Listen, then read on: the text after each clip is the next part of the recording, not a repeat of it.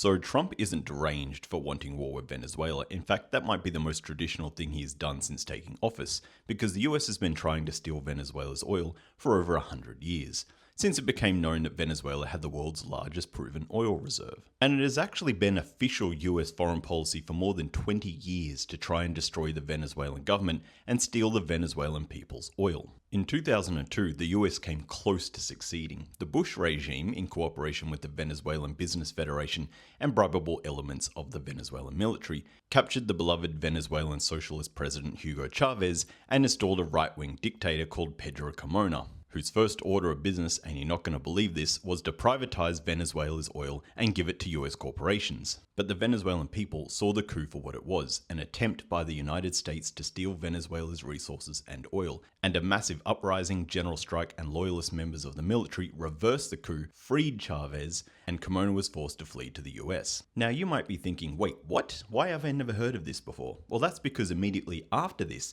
the US media started talking about weapons of mass destruction in Iraq, and the US went off to fight a different war for oil that made everyone quickly forget about the coup in Venezuela. In 2017, the US empire's covetous eyes once again turned to Venezuela, and sanctions were launched against the country. Venezuelan oil was forbidden to be traded with US companies and associates, and the US stopped imports into Venezuela, including food and medical supplies. This collapsed the Venezuelan economy and directly led to the deaths of more than 40,000 people. But that was the whole point. These sanctions weren't there just to cripple the Venezuelan economy, it was intended to collapse the entire Venezuelan society. By turning Venezuela into a failed state, it would make the subsequent invasion and stealing of oil much easier for the United States, a plan the US had successfully orchestrated in Libya only a few years earlier.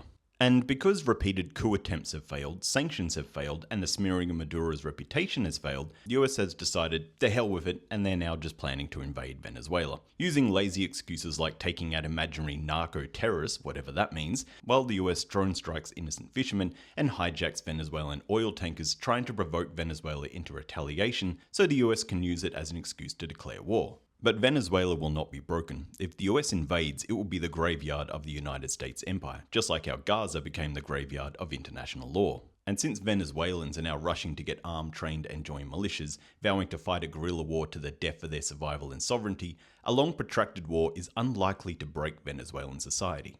But it might just be the straw that breaks the back of US society. Anyway, if you want to hear the long version of this story, check out the Triplo podcast episode 19, Venezuela and the Curse of Oil, out now at all the usual podcasty places. And hopefully that gives you something to think about.